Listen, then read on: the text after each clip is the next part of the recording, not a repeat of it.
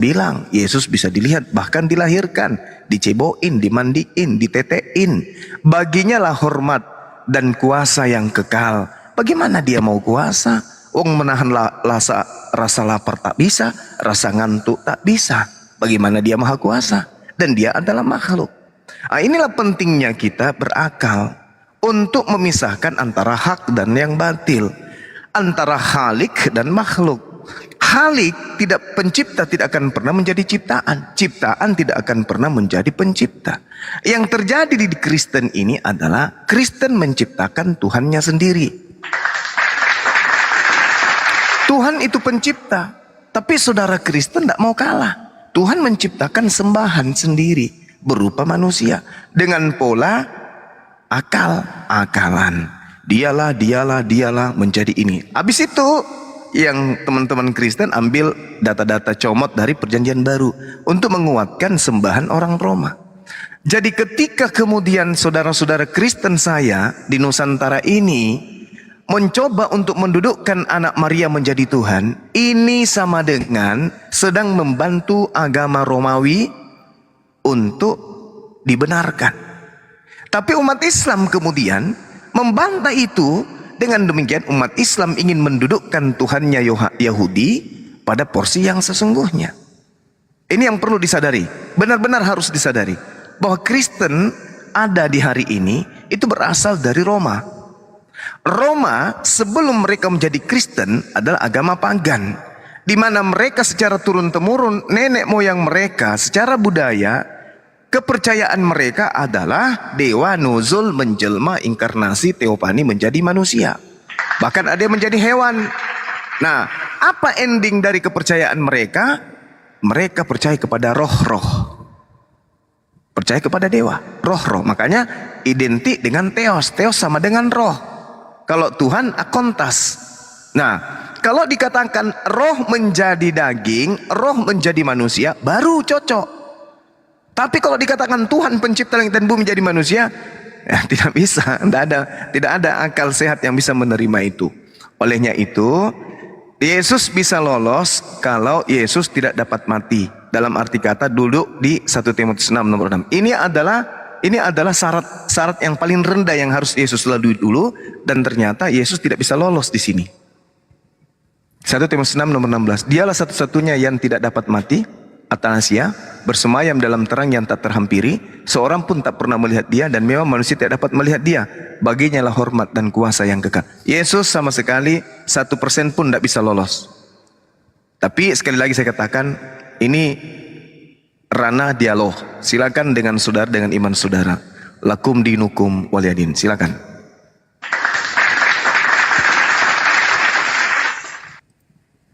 Waliyadin ya. Oke, Iya. baik. Anda kemudian membawa premis bahwa kalau kemudian ciptaan tidak bisa pencipta tidak bisa menjadi ciptaan, itu benar. Dan saya akan mencoba membawa berangkat dari hal itu, dari narasi itu, untuk mencocokkan bahwa kenapa sih Yesus itu diberlakukan seperti itu oleh para muridnya gitu.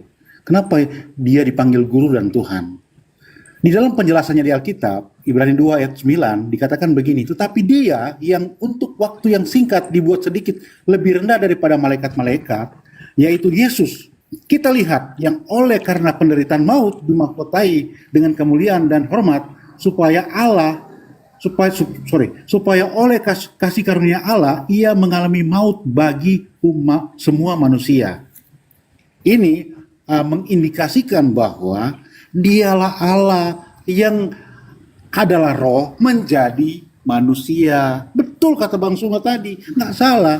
Pencipta nggak boleh jadi ciptaan. Konsekuensinya kalau kemudian saya percaya bahwa saya ditebus oleh ciptaan, mendingan saya tidak jadi orang Kristen aja, jadi ateis aja Bang Suma. Jadi itu konsekuensi yang harus saya terima. Kalau kemudian dalam hal ini konteksnya Allah, Yesus itu bukan Tuhan, yang merendahkan diri jadi manusia, itu ya sama aja, saya tidak akan percaya. Tapi kalau dia merendahkan diri jadi manusia untuk menebus sesuai dengan Ibrani 2:9 ini, Ya masuk akal bang. Memang untuk menalar Alkitab itu tidak bisa pakai apa namanya hikmat manusia untuk menalar Alkitab ya. Kami harus meminta kepada Roh Kudus supaya mengerti bagaimana penjelasan di dalam Alkitab itu yang seolah-olah kontradiktif, tapi dia menjelaskan dirinya sendiri. Jadi seperti itu. Silakan Anda dengan narasi Anda, oke, no problem, karena tadi Waliadin kah? Terakhir Anda bilang begitu tuh. Ya seperti itu. Jadi kalau untuk lebih lanjut lagi, saya pikir ya kita tidak akan sama, akan ada tidak sepakat untuk tidak sepakat. Benar nggak Bang Suma? Iya betul Bang, betul. Sepakat untuk tidak sepakat, betul. Suara saya kedengaran kan? Oke, saya lanjut Bang ya. Jadi gini, kalau berbicara mengenai pencipta, dalam hal ini Khalik, berarti dia bukan makhluk. Yang namanya maha, itu berarti di atas daripada segalanya. Misalnya hidup. Kalau hidup, kadang mati. Tanpa roh mati dia. Itu hidup. Yesus posisinya hidup. Cabut roh mati, jadi bangkai dia. Yesus suci.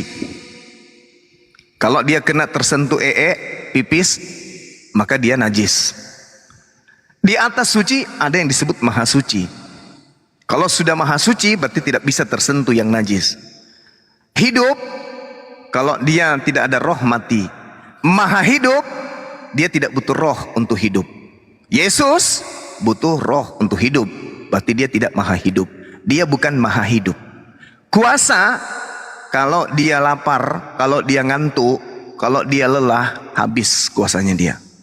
Capek, lapar, ngantuk, tidur, mati, mampus. Itu kuasa. Maha berarti maha kuasa. Kalau maha kuasa berarti sudah tidak tersentuh dimensi makhluk. Yang namanya Tuhan maha kuasa. Kita ambil satu aja. Maha kuasa. Itu Tuhan. Yang disebut maha dia tidak pernah lepas dari situ. Kalau dia turun sedikit dia bukan maha berarti. Berarti dia masih status makhluk. Jadi kalau ada kemudian orang mengimani Tuhannya pernah mengosongkan diri, Tuhannya pernah melemahkan diri, Tuhannya itu bukan Tuhan, itu dewa, itu konsep dewa, bukan Tuhan, itu konsep dewa. Nah sekarang mari kita lihat Kejadian 18:14 atau Kejadian 28 nomor 3. Allah maha kuasa memberkati engkau, maha kuasa membuat engkau menjadi banyak sehingga engkau menjadi sekumpulan bangsa-bangsa. Kejadian 35 nomor 11. Firman Allah kepadanya, akulah yang maha perkasa, akulah yang maha kuasa. Beranak cuculah dan bertambah banyak satu bangsa. Bahkan sekumpulan bangsa-bangsa akan menjadi daripadamu dan raja-raja akan berasal daripadamu.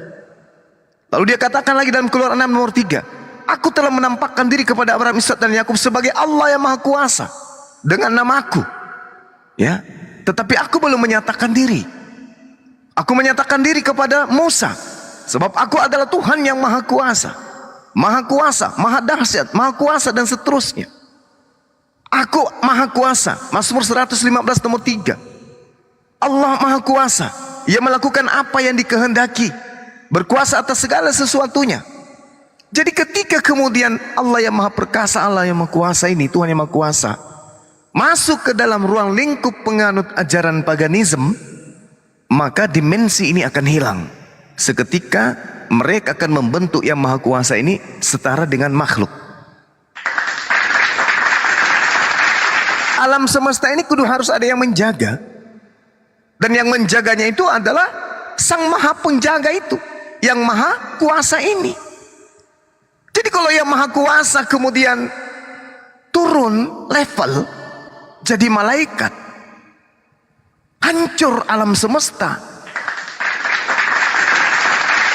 Kalau malaikat yang turun menjadi manusia tak masalah, masih ada sang kuasa.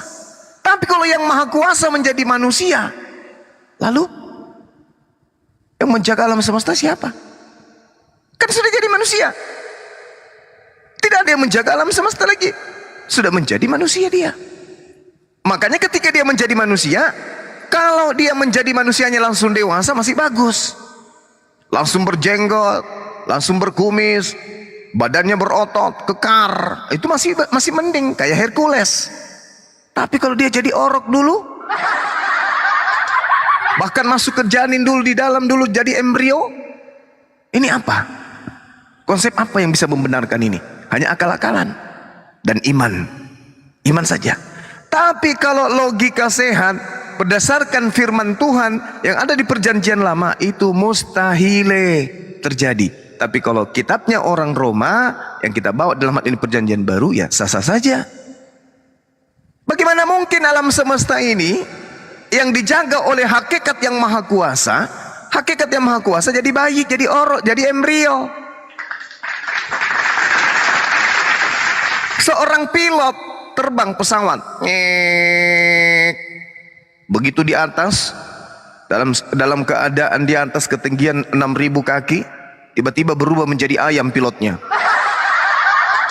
Apa yang terjadi dengan pesawat tersebut? Siapa yang mau mengoperasionalkan kemudian, yang menyambungkan antara sistem satu dengan sistem lain? Pada saat mau mendarat, ayamnya tahu apa?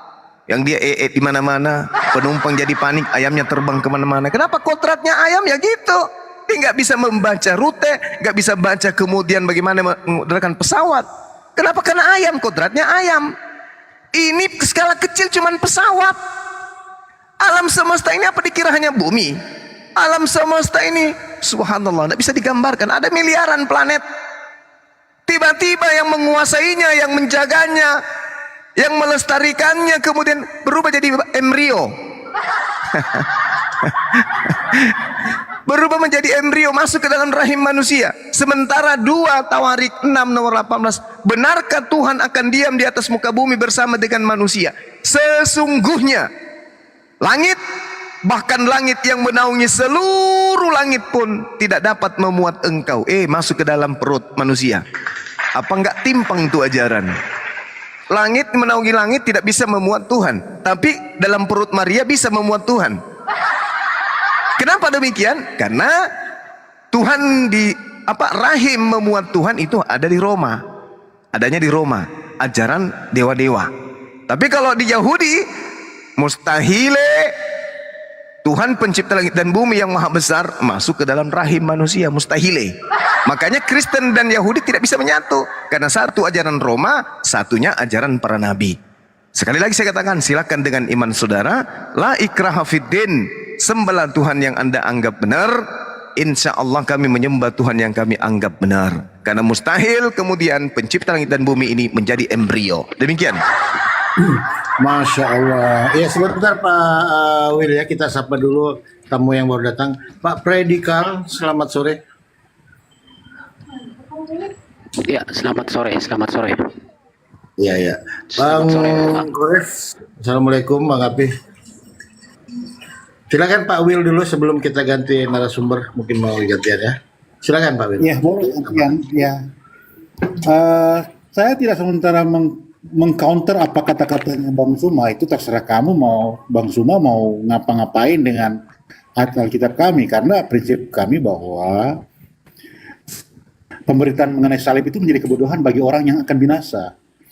Oke, baik. Kalau kemudian embrio tadi saya sampai kemudian ya kemana-mana ya retorikanya. Tapi saya harus mengatakan di sini bahwa Yesaya 24, ya 44 ayat 24, beginilah firman Tuhan, penembusmu yang membentuk engkau sejak dari kandungan, akulah Tuhan yang menjadikan segala sesuatu seorang diri. Ya kan? Hubungannya apa dengan Yesus? Yesus itu seorang diri.